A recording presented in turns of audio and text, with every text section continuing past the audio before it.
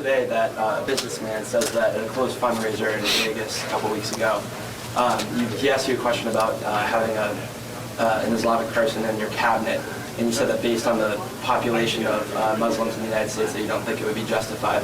First of all, I mean, that's what you said. No, that's not.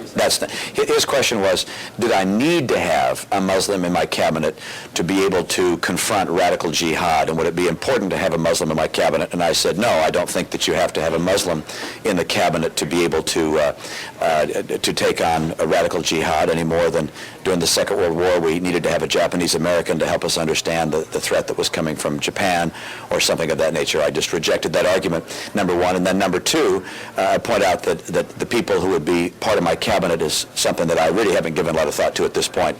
But I don't have boxes I check off as to their ethnicity.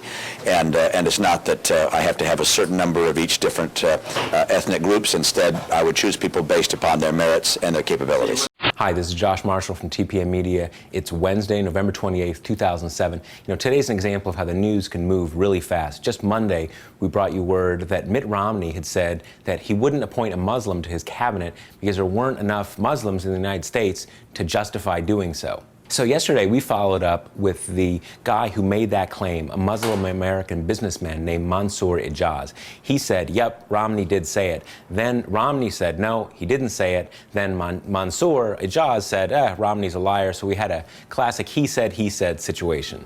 Now, he said is never a good place to be because who's telling the truth? We have no idea. But here's where the story gets a little more interesting. So let's walk through this step by step. We talked to Mansour Ijaz, and he told us that he got the idea to even ask this question of Mitt Romney after he spoke with two Republican Party operatives from the state of Nevada. One of them is Irma Aguirre. She's the former state finance director of the Nevada Republican Party. The other is George Harris. He's the current acting finance chairman of the state Republican Party. Now, where did they get the idea?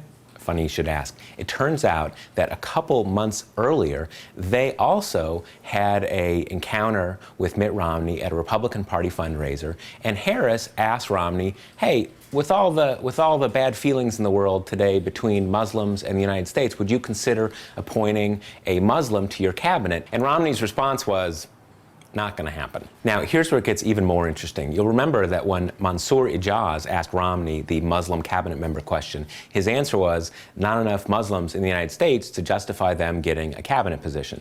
But when Aguirre and Harris asked him the same question a couple months earlier, he had a completely different answer. He said nothing about quotas or not enough Muslims. He said they're all radicals and we can't trust them, so I'm not going to put one of them in my cabinet. Now, I'm not naive, or at least not usually naive, so it's not lost on me that being against putting a Muslim in his cabinet is probably not going to lose Mitt Romney a lot of votes in the Republican primaries. But usually when a candidate has a gaffe like this, there's just one misstatement or even two, but Romney actually seems to have two major gaffes here and possibly a fib as a bonus on top of it. So let's run through. We have Romney saying a no Muslim cabinet member because there are not enough Muslims in the country to justify them being accorded a cabinet post. Then no Muslim cabinet member because Muslims are all radicals and we can't trust them. And on top of that, Romney seems to now be denying that he said what three on-the-record witnesses say that he did say. So I think we've gotten through all the latest